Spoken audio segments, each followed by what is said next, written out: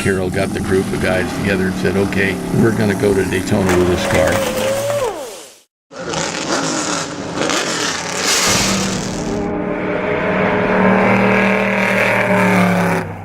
As fast as it was, for some reason Carroll said, you know, Ken, you're too valuable to us. We don't want you to drive the car. So they put Dave McDonald, one of our top young good drivers, and Bob Holbert, our top Cobra driver on the East Coast, on the car. And they never even sat in the car, you know. So Holbert, first time he'd seen the car was when we rolled it up at Daytona. He went out and he smoked the Ferraris off. He came in after 2 laps and said, you know, why are we even trying this hard? He said, let's back the RPM down. So we kept backing the RPM down. We came down almost 1,000 RPM, and now we were about equal with the Ferraris. We did a fuel check. We were 25% better on our fuel efficiency. So that was our way to win the race. All we had to do was stay with the Ferraris. When they pitted, we'd go 2 extra laps, and we were in front. And that was the real thing. Not that the car had such great top speed, because it was so fuel efficient. Yeah, okay. I have to ask you, as a designer, what do you think about the way modern cars are designed today? Is it just purely selling cars, or is it the... or yes, in the end, if you're working for a manufacturer, it's always the bottom line. So there are 2 types of design. There's fashion design, and there's functional design. Pure function sometimes is so simplistic that it doesn't have the flash or the difference that the public can understand. So from a stylist standpoint, that is why you have so much of this, I call it over-design, that's become from letting these kids loose with computers, because you can do anything now. Whereas a lot of the cars that we designed in our were, the simplicity was there because we had to make them inexpensively and then fast, and the most efficient form. So they didn't have a lot of the curlicues and loops and all the stuff that goes in cars today that they put on there to try to make them different. And I call that fashion design. I'm not really a fashion designer, you know. Right, so. But it's interesting though, because through the necessity of the function, you were able to design something that was really quite beautiful. Well, it turned out that way, but nobody thought it was beautiful to begin with. I mean, when they looked at that, as I said, when I approached the crew and I showed them the drawings of the car we were going to build, they refused to work on it. And then slowly, as we began to put it together, some of the guys came around and said, hey, we'll come over and help you at night, you know, get this thing together so you can do it. And little by little, they began to see the beauty in the car. But as soon as we saw the times on the stopwatch, everybody understood right away, this is a real breakthrough in design. And today, every car looks like a Daytona with a chopped off back end, right. You know? That's so right. it was really a breakthrough. Yeah. So you go and look at a Toyota Prius and look at the shape on it. It's the Daytona Coupe, you know. Just one final question, because I know you're a busy man. Your time at GM.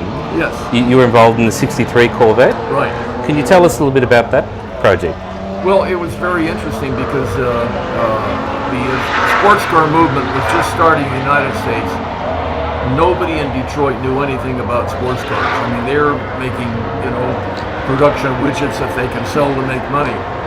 And fortunately, we had a chief designer at that time, Harley Earl, who'd come to work for them in 1937 and had been there and had literally created the whole art of automotive design.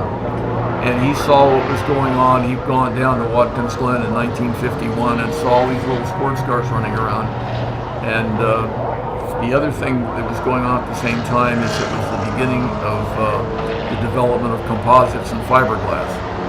So he saw it both as a chance to make a new sports car for General Motors, but also to work with a complete new material. So they thought it could be tooled very inexpensively for low production. So unfortunately, without any budget, it was pretty much a parts bin car. They had to use the old 6-cylinder engine and a 2-speed automatic. And the car came out, it was beautiful. I mean, everybody loved it. But the sports guys looked at it and said, God, this is laughable. You know, it's a 6-cylinder engine with a 2-speed automatic. Fortunately, Ed Cole had just designed the new V8 Chevy, and they dropped that in the next year, and that thing suddenly was a rocket ship. We got a 4-speed in it, and it suddenly became a really hot car. But the thing was absolutely being outsold by Ford Motor Company 15-1 by the Ford Thunderbird in 1955. The Corvette came out in 54. Yep. Ford countered with their version of a personal car that had glass roll up and down windows, a heater, a nice top, and it outsold the Corvette 15-1. So management said, no more Corvettes, this is a money loser. But fortunately, Bill Mitchell said, I think we can make really a really modern car on it, and that's even though management had decreed no more sports cars, we made the whole car in secret downstairs and then showed it to management. And as soon as we built the first race car and went out to the track with it, it was fast. That convinced them that we could sell the cars, and it convinced the public. And it's still a beautiful car. I mean, aesthetically, the Stingray is probably one of the great. It's an iconic design. Yeah. And that's Bill Mitchell's design. He got the inspiration on those from going to Italy and seeing the little streamliners that were built over at that time with a little line around the middle and a little bump over each tire. Yep. That whole inspiration was what he gave us as a design brief to do it. And we had 4 guys in the studio where I was working. We all submitted stuff, and fortunately, it was Bill picked my stuff off the wall and said, "This is what we're going to build." Yep. And build a quarter scale of it, and we went with it, and we went ahead and did the big car. Well, Peter, look, thank you very much for your time. I really, really appreciate it. All right, it's been an absolute pleasure. So thank you. Thank you. Thank you.